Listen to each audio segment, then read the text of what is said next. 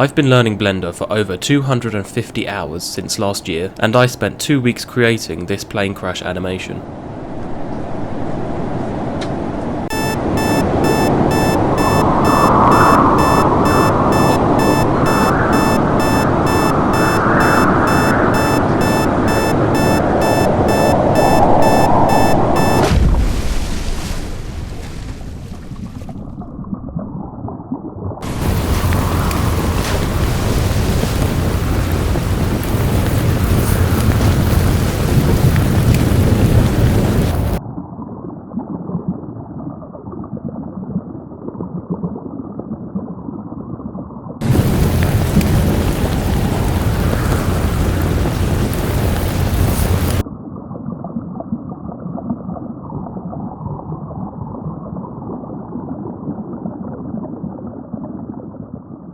So firstly started with modelling the plane.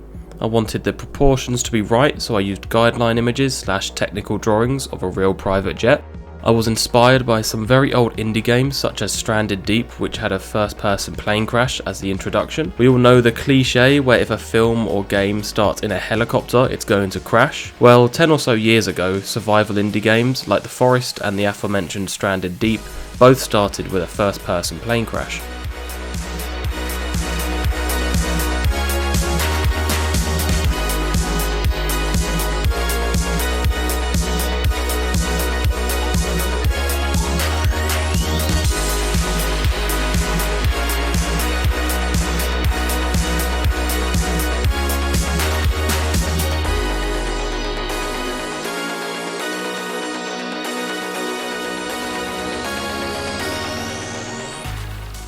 With the interior, the only reference image I used was a Jacksepticeye video paused just before the plane crash in the game he was playing.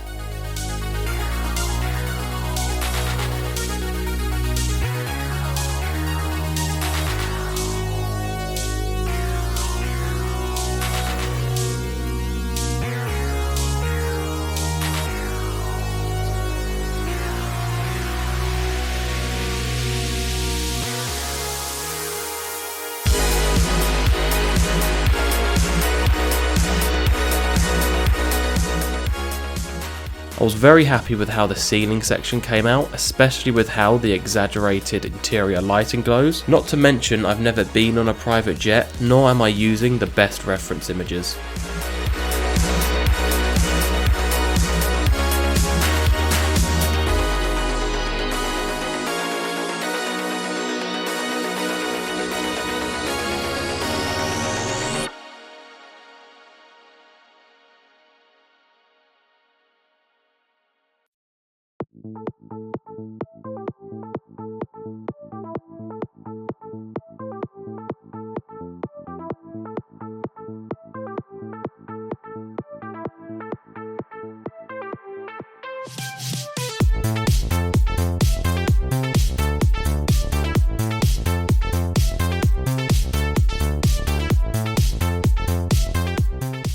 Some assets like these pieces of paperwork I have already created in another project, so I'm just appending them to use in this one.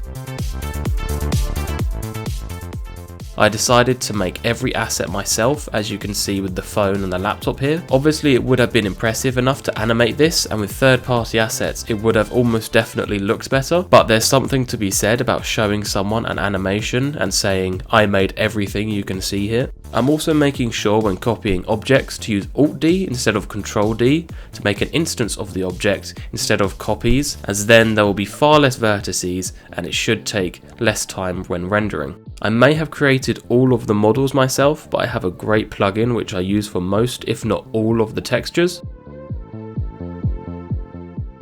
The lighting took a lot of messing around with to get right, as most planes dim the lights when it gets dark outside, but I still want it to be bright enough to see everything.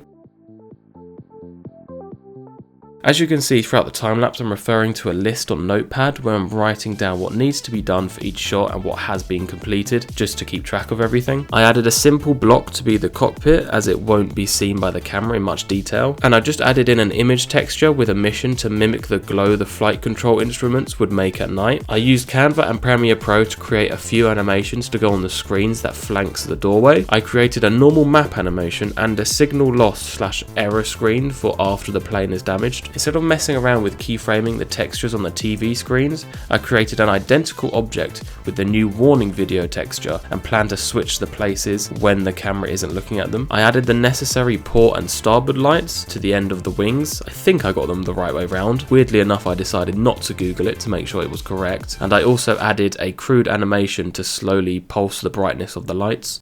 The sky was appended from another project as a world texture. It's procedurally generated with a noise texture to create faint clouds. I spent a lot of time adjusting the settings to fit visually, but also not to be too dark or too bright. Lighting as a whole in the second shot was a huge pain to sort out, especially under the water. After creating and setting everything in the first shot, I moved on to the second shot because I knew it would be easier to animate. For the second shot, I appended everything from a previous project, which was a tutorial I followed to create a realistic ocean. I created another scene so that I had one scene with all of the assets in, one scene for shot 1, and this new scene for shot 2. Before doing anything for the second shot, I'm organising all the assets I want on the ocean and in the ocean, and also the assets I want falling from the sky. I'm also remodelling some of the pieces of the plane to look damaged. When it comes to animating the objects to appear floating on the water, I paired each object to its own plane, which was shrink wrapped to the ocean surface, so the object could then bob up and down realistically. I did have to modify the rotation of each object so it looked more realistic though. The camera movement and focal length was important to animate first, as that dictates the length and contents of the rest of the shot, and then I'm just blocking the shot by placing all the damaged components and other objects. To keep some consistency throughout the shot, I wanted the tail of the plane to slowly sink until the camera was also stuck underwater with it, so I animated that first. To make under the water look good, I imported particles from another project of an underwater scene tutorial. These aren't the only particles, as there's also rain above the surface of the ocean.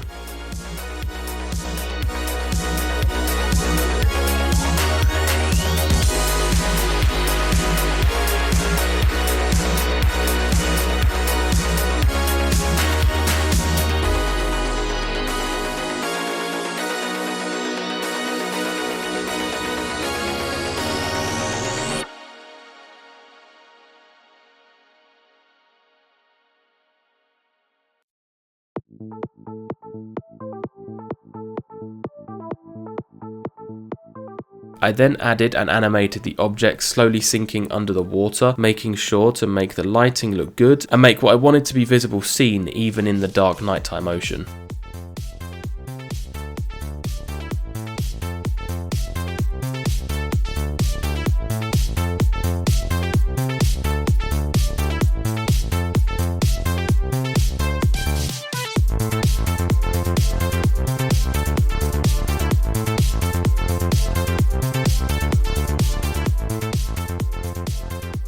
A strange order to do things in, but I textured all of the exterior pieces after animating and placing them in. I did it at this stage because I hate texturing that much that I kept putting it off. For most of the plane pieces, when it came to texturing, I used a procedurally worn metal texture I'd previously made for another animation. I modified the damage and scratches on the material and made a few variants, some for darker parts like the engines and a yellow for the plane's accent pieces. For this project, I watched a tutorial on creating fire and appended the fire from the tutorial project, so all I then needed to do was parent it to the engine and rebake the animation. This could have come out a lot better if I tweaked the timings, but I was happy enough with the look, and after 2 weeks of making this animation, I was almost ready to render the second shot. But before rendering, I had to sort out and finalise the lighting, which I found very difficult because of how the underwater part is made. Once shot 2 was done, I went back to shot 1 and animated everything, again starting with the camera and having objects change state or become damaged off screen. Also made sure to have all the loose objects fly out of the plane and move the camera in a way to imply the plane was heading down. And finally, the export. Because this is the biggest Blender project I've worked on with a lot of moving parts, I did a very low quality test render at 1080p and only 100 samples. This rendered very quickly and allowed me to see if the animations or lighting needed tweaking or modification. After making the necessary tweaks, I set each scene to render at 1440p, 512 samples and in cycles rendering. 4K would have taken twice as long to render. After over 2 days of my PC working hard rendering, I had all of the frames exported. All that was then left was for me to take the frames into Premiere Pro, edit the shots together and sort out the audio, which I think is kinda bad, at least in the first shot.